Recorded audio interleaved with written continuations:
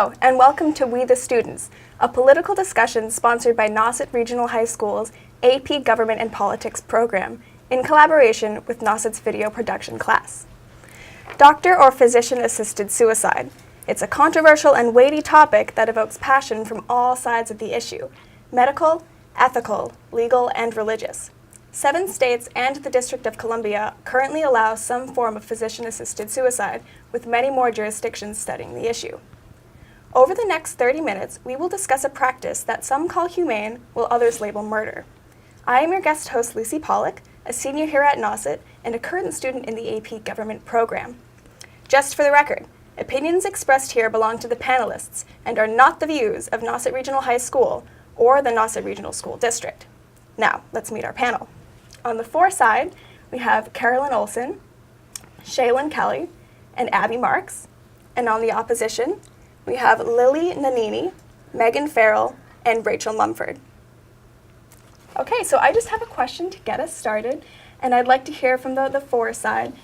Can we have a definition for doctor-assisted suicide? When is it appropriate?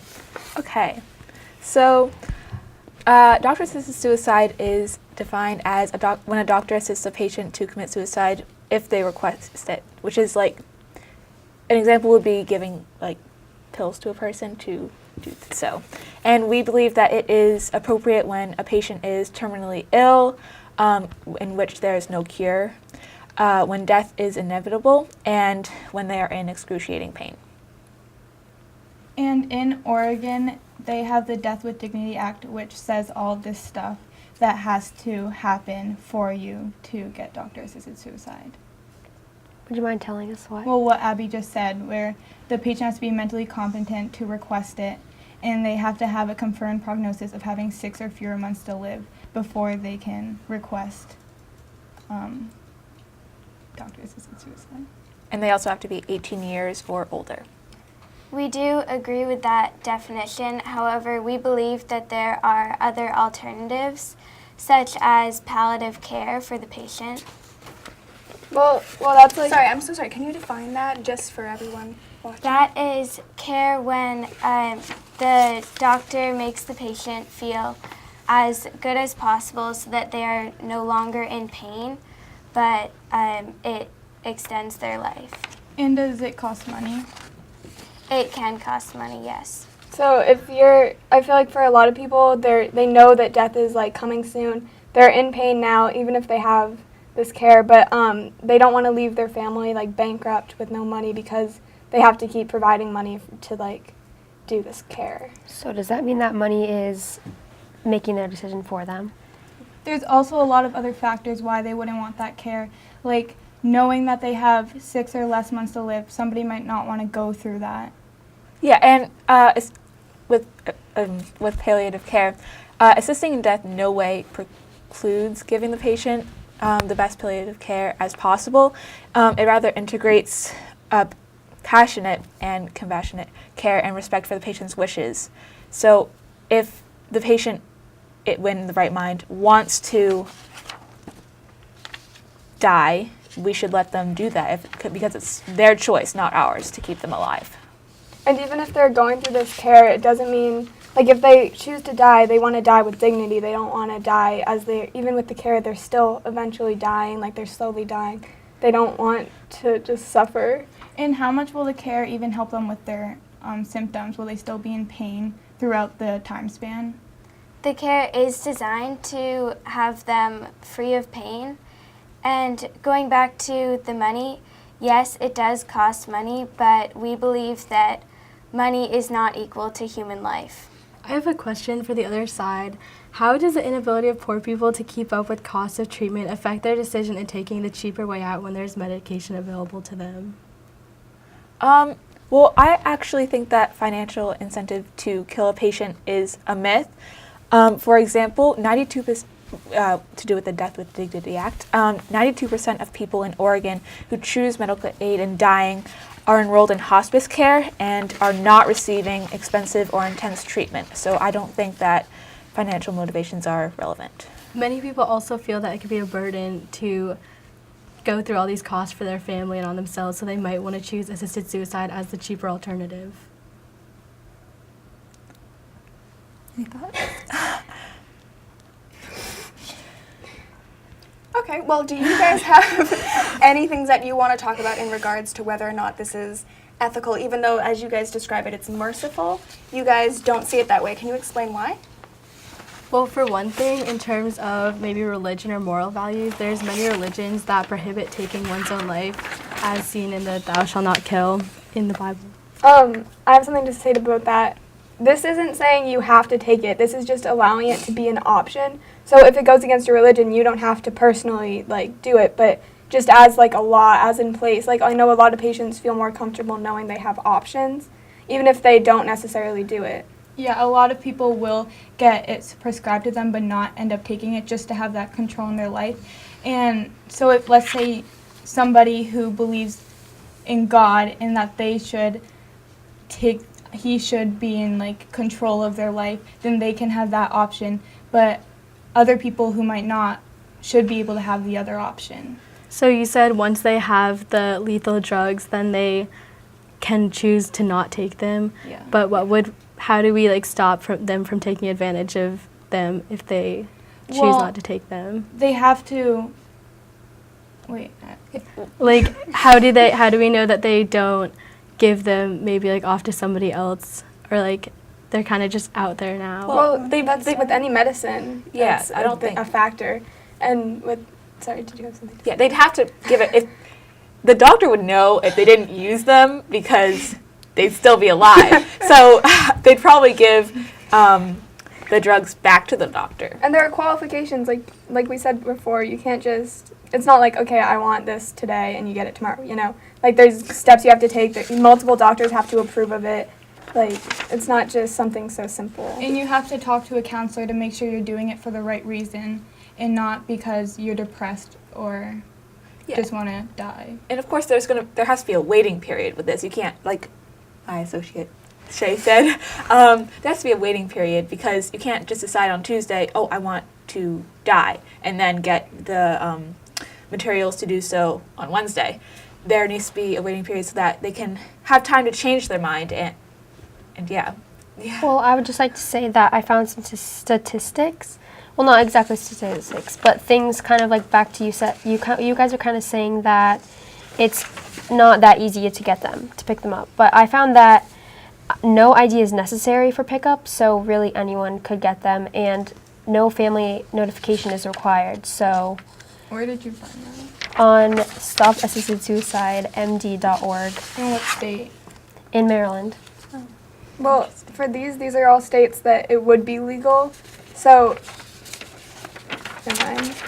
I also found in my research that the supposed safeguards in physician-assisted suicide laws are actually an illusion because there's no requirement for the prescribing physician to have a meaningful long-term relationship with the patient, so they could just not know any of their background or financial reasons for wanting to choose this option. And they also have no requirement for psychiatric evaluation or for medication examiner inquests, or no independent safety monitoring board, and no mandatory routine audits. In California, I found that you do have to talk to a counselor before and discuss the reasoning behind it all. Yes, and also in Oregon, which was the original state to implement the Death with Dignity Act, and they have a very, very long packet. There are many requirements, as we said earlier, and one of them is that they have to get diagnosed with a terminal illness that will lead to death within 6 months, and they need to get permission from their practitioner.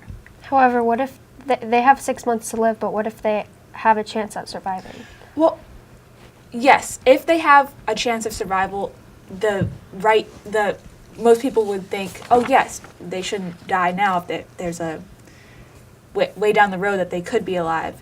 But it's not really our decision to tell them whether they can or cannot remain living, because it's kind of, we're taking their needs into our own and making it our choice for them. And it's kind of selfish to do so, to make our emotions more important than their in their decision. And there's so many what-ifs in this situation. Like, yeah, there could be a cure for whatever their disease is down the road, except you don't know that that's actually going to happen. There's probably a small percentage that that's actually going to happen. And even if you figure that out, you're still living with this like disease. You're still living this pain, and if it's your choice, if you don't want to do it anymore, then like you should have the option not to. Yeah, and if you want to keep hoping that there's going to be a cure, then you can stay alive. Yeah, I do see what you're saying. However, we would also like to bring up the Hippocratic Oath, which is something that doctors pledge when they become a doctor. And in that oath, it specifically states, "I will give no deadly medicine to anyone if asked, nor suggest any such counsel." So chemotherapy, do you guys agree with chemotherapy? Because that's technically poisonous to the body, so that's technically against the Hippocratic Oath. And in essence, the Hippocratic Oath is all about helping your patients, right? So if your patient strongly feels that this is best for them, you should help them instead of, again, having to live with this pain. But you're helping them to kill themselves. How To could death pursue be their helped? happiness. This is their final decision in life. This is excruciating pain we're talking about. We're not talking about, oh, that really hurt. Well, We're talking. And the Hippocratic Oath states that a doctor should not prolong suffering. So the doctor says that they can't do anything else to help this person, and that they're going to continue suffering for, like, at most 6 months. if this person is in such great pain, then wouldn't you think that they would not, if they were in such great pain, wouldn't they be dying soon? Yeah. So if you're going to die soon anyway, why wouldn't you want to get rid of that pain and relieve yourself, like, now rather than 6 months from now and have to suffer? Die as a Well, hero with or a let's final say- decision. let's with say that- dignity. Yeah. Let's say the doctor says, okay, you're gonna die in at most 2 weeks. So you have 2 weeks left to live. It could be sooner. We don't know. So your family lives far away. They don't know when to fly out. They don't know when you're gonna die. That's when someone might want to choose doctor-assisted suicide so they can plan it and die peacefully. So kind of like back to the money aspect. So if they were going to die soon, they'd rather pay the money to die sooner than expected than to just die without paying those expenses. What about the family of the patient as well? They don't have to have any say in this. So what about their feelings about this? Would they not want their loved one to live as long as possible? Yeah, Yes, but this and- person. Okay, so would the family rather the patient suffering for 6 months and then dying, or would the family rather the patient die a peaceful death with dignity and they end their suffering? Well, what if they're elderly or mentally disabled and they make the decision to kill themselves and their family has no say? It's not even, they have to have competent mind. Yeah, we're not They talking can't about just the- have some person who has something like Alzheimer's, let's say. Like, they can't just choose. And for the family, it's different with every family. And to go back with what Rachel said, yeah, of course, no family wants their loved ones to commit to die. Like, that's common sense. But it's not up to them. They don't get to make your decision. And it would be selfish of the family to say, I want you to keep suffering so you can live as long as possible, rather than listening to what the patient wants. And some families are proud that they're making their own decisions, like, as their final wish, rather than just suffering, and they have to face their loved ones suffering. And it might be more painful for the family to see them suffering than to see them die sooner than later. Well, about the family, what if the patient doesn't want to choose assisted suicide, but they're pressured into it because they don't want to be a burden on their family? Well, then they should go to a therapist and talk that over, because we're talking about that was worded badly, their choice when the family is behind them and not pressuring them. Okay, I would just like to say that there's a Supreme Court case of 1997, Washington v. Glucksberg, and the Supreme Court ruled that due process clause of the 14th Amendment does not guarantee an individual the right to a physician-assisted suicide. The court ruled that since the individual states can have a legitimate interest in prohibiting physician-assisted suicide. And when was that case? That was in 1997. Okay, so hypothetically, judicial activism could reverse that decision today, right? Like, just thinking. Hypothetically, yes. Yeah, okay. So if another case were to come up with doctor-assisted suicide, then, like I said before, it could reverse that decision. And So with another case coming up, there actually is another case that was decided in 1997, and that is Vacco v. Quill, and it had... Sorry, 1997? Yes. Is that in the same year? Yes. Yes, it it is. is. Okay. And it has the same decision, so there have been multiple cases that have said that that is the right decision. Yeah, but it's also legal in a lot of states. And that decision, just by the way, was unanimous. It was 9-0. But like I said before, judicial activism could reverse that. Like today, opinions appear to be growing in favor of euthanasia and doctor-assisted suicide. For example, a 2017 Gallup poll indicated 73% of respondents were in favor of euthanasia and 67% were in favor of doctor-assisted suicide. So there is a growing acceptance of this. Well, couldn't judicial activism reverse any Supreme Court decision? Yeah, but yours happens to be what we disagree with. Okay. I have a question for you guys. Do you guys think that suicide is morally acceptable? No, except it's totally different from regular suicide.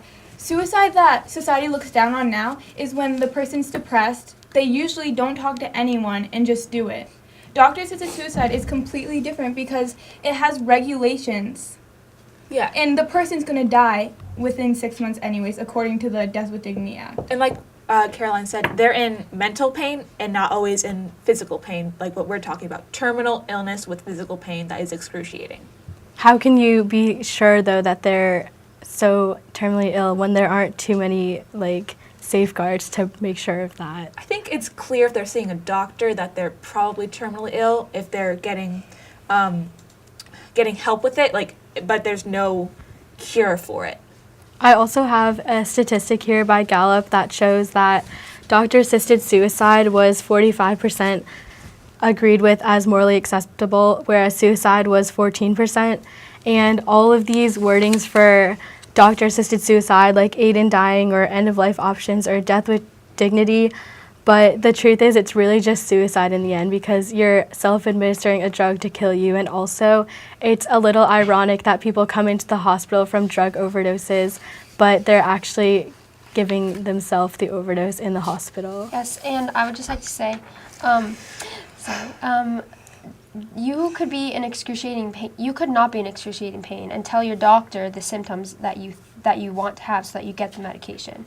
Like I could say that I'm in pain and they could diagnose me with like a terminally ill disease, and then I could say I want to have doctor-assisted suicide, and then. Yeah, but why? Okay, why would you spend all that money though to see a doctor, get those drugs when you can commit suicide for free? Yeah. I mean, So you're promoting suicide? No. I'm doing the opposite. And you talk to a therapist. And so I can see what you're saying. Oh, what if someone who's depressed, but they also and they're making this decision based off their mental stability. So, but they talk to a therapist multiple times before deciding, and the therapists, they're professional, they can tell. Where did you find that? In the California! It's in the law in California that you must see counseling if you want to go about this decision. How do we know that they're not just saying these things to hide that they're depressed and actually just want to seem like they're terminally ill just because they are depressed? Maybe they and want to get wanna sympathy. die? Like we Like just what we said, you know if a person's terminally ill if they're getting help from a doctor. Because a doctor is a professional, Yeah. they've gone to college for many years, so the doctor knows. Why would somebody go through all of that money and time when they could just kill themselves for free? Honestly. Again? No! We would like to establish that a majority of states do not believe that doctor-assisted suicide should be legal. Not also. yet. I have It's a happening. question for the other side, if that's okay. Are you guys pro-choice? Like when it comes to abortion? Okay. Why are you bringing up a another separate debate. topic? That's But another if debate. you're pro-choice, this is still a right to choose. That's true. And especially in the media today, everyone's talking about it. It's more and more people are agreeing that the right to choose, and this is a similar thing. I believe that's a completely Yeah, I'm different sorry. Also, I found that you can only get a physician-assisted suicide by court ruling in Montana and California. So, technically, there's it's it's harder to get it in those states. So why?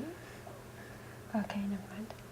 I also just want to bring up a point about how you go to the hospital to get better, and so why would you go there to die? Like, the role of doctors is to help you, not harm you. Going back to the Hippocratic Oath, which we discussed earlier, a doctor is supposed to cure a person from pain, right? That's why you go to the hospital. They're supposed to help this person too, wouldn't you agree? You go to the hospital to be helped to relieve yourself from pain. So some people need help dying if they're in chronic pain. And to prolong death, in some cases, is not helpful to the patient, and it can be counterproductive. But with the medical advances these days, there's a lot of palliative care and hospice, which can make the person more comfortable without like speeding up or slowing down the dying process. They'll just be comfortable and they can be at their house with their family. That doesn't work for everyone though. If And that worked, it's then no guarantee. then there would be no need for doctor-assisted suicide. But because it doesn't work for everyone, that's why we're having this debate. Well, I would just like to say back to the finance. In Canada, it's legal, and it says that I found something that says a recent Canadian study predicted that physician-assisted suicide could save Canada up to $139 million each year, which is kind of like saying that it's a cheaper option and promoting. I just want to add to that. I have a cartoon that I printed out that says, after reviewing how much your healthcare is going to cost, he's going to recommend assisted suicide. So this shows that people do equate money with their life when thinking about this option. Well, of course it's going to cost less because you're not in a hospital bed in a hospital paying to be there. But I don't think most people aren't worried about that. And you I would don't say. want to, some people believe that they don't want to be spending money on drugs that aren't helpful and they're just useless. If they're going to die anyway. Like, sure, it prolongs death, but you're still, if it's like you're coming near the end and you don't want to spend that money on the drugs, like. And I understand what you guys are saying about how someone might not want to have money decide it or be the factor. And that's why there's, in the Death with Dignity Act, there's regulations. And I feel like the biggest one is that you have a confirmed prognosis of having 6 months or fewer to live.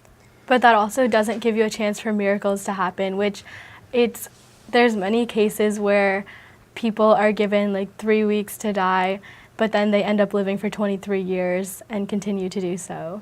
I feel like that's rare. And It's very rare. also, it still costs money for doctor-assisted suicide, but it also costs a human life. And would a family rather have their money be paying for something that will kill their family member, or would they have their money paying for something that will help them? No, You're it's going back ending to the family again. It's not up to the family. It's up ending the to the person suffering who is suffering. And this person's going to die anyways. Like, no. In 6 months. Like, Well, they may not die. That's the thing we don't know. But you're Yeah, we're they talking might about where die. there's no chance. Like, Well, if there's a small chance, like we said earlier, yeah, they How do should we know be if there's no encouraged. because they're chance? doctors, You don't know anything. We don't know if a bus is gonna come through here and kill us all right now. Like, there's always a chance for anything to happen. That was a really bad example. Okay, I'm I'm sorry. going to step in just a little bit because I have an idea that I want to hear what you guys think about. How is physician-assisted suicide different from something like the death penalty? That sounded really terrible for you guys, but that's not how I meant it. We're using money to kill people in order to end either suffering or end a jail sentence. How do those two things equate? Well, the person who is, one's a criminal and one's not. That's the simple. And Yes. one's being punished and the other, it's up to them, it's their choice, and they feel that they would benefit from this. Whereas the death penalty, the person being killed doesn't really have a say. However, you're still killing someone in both. In terms of kind of what we were just talking about, one of the main reasons capital punishment has been abolished in so many countries is because there's cases where people have been executed but then later found proven innocent. And so doctors can also make mistakes. Like, we all make mistakes every day in our lives. So doctors can make mistakes in diagnosing their patients. okay, so let's say a doctor diagnosed someone that they're going to live 6 months or less. They go through those 6 months with hope that they're going to still be alive after, but they're suffering, and then they die. What about it? So, Like, that's why the person might not want to spend those 6 months suffering. That's why there should be doctor-assisted suicide. Just so they have it as an option. But I definitely see where you're coming from. What happens if they just happen to do something to make the decision, and then something ends up happening? What happens if there's a cure for it? What are the implications of that The happening? role of doctors is people have a trust relationship with their doctors, and they want to believe what their doctors are saying is like the truth. They want to believe that your doctor is giving you their best advice and their medical opinion. So if they say that physician-assisted suicide is their best option, the patient would probably choose that, even if they might not want to. I don't think life and death is a very big decision, so I'm not sure if they'd be swayed by their doctor that they don't see that often, depending on their illness, to do so. And I don't think that a doctor would ever necessarily want to, so I don't think they would have it be the only option. Or like say, I think you should do this, because I don't think a doctor would necessarily want to have that happen to a person unless it's the patient's decision and they really want to do it. A question I have as well, do we have any quotes are a little bit specific for me to be asking, but how do doctors generally feel about this? Oh, I found that. Sorry, you can go. I found that many doctors support it, saying that it goes with the Hippocratic Oath because it's doing what the patients want. And in a telephone survey, more than half of the doctors receive comfort from having carried out doctor-assisted suicide. I have a statistic that says that according to the American Nurses Association, 3.4 million nurses actually oppose it. And also some major professional groups such as the American Medical Association and the American Geriatric Society oppose physician-assisted suicide as well. Well, yeah, I can see why they oppose it because that's not what they signed up for. In their mind, they're thinking, oh, I'm going to save a life today. And it might be kind of hard for them to accept the fact by saving someone's mental state, it would be allowing them doctor-assisted suicide. We also do have a quote for that, and it says, "Campaigning to end certain people's lives doesn't end suffering. It passes on the suffering to other similar people who now have to fear that they're the next people in line to be seen as having worthless lives." Well, does that mean that a life is worthless if they decide that they do want to choose physician-assisted suicide? Are you saying that their life is worthless because they chose it? This is a quote from an official who did believe that that is how some people feel. Is that how you feel, though? Because you did read the quote. she read it. Doesn't mean she I feels the same read way. the quote. Well, Yeah. I think a lot of the patients don't feel that way. I just think it's the best way for them. Yeah, and according to PubMed, 73% of patients believe that doctor-assisted suicide should be legalized, citing pain, and the individual's right to choose as their major reasons. Well, were those people in pain when they were asked that question? Were they in pain and wanting to do that? Yes. Well, we we have don't just know about that. 1 minute left. I want to ask, is there any final point that either side wants to make to wrap up their argument or something that they just wanted to say? Sure. It is more humane to allow a person suffering to be allowed to end that suffering, and it's selfish of other people to not let them do so. And also that the patients don't want to do it. They don't want to die, but they're doing it because they're going to die anyways. Okay, and from the other side, anything that you guys want to say? We believe that it is more humane to try to keep people alive for as long as possible, or to just make them as comfortable as possible, as it does violate the Hippocratic Oath for a doctor to aid in dying. Anything else? Good, okay. I don't think I have any more questions for you guys. That's good. Okay. So unfortunately, we're just about out of time, so we'll have to hold our discussion there. We thank Nauset High School's television production class and Lower Cape TV for making this valuable experience possible for us all. That concludes another segment of We the Students, a political discussion sponsored by Nauset Regional High School's AP Government and Politics program. I'm Lucy Pollock, and thank you for watching.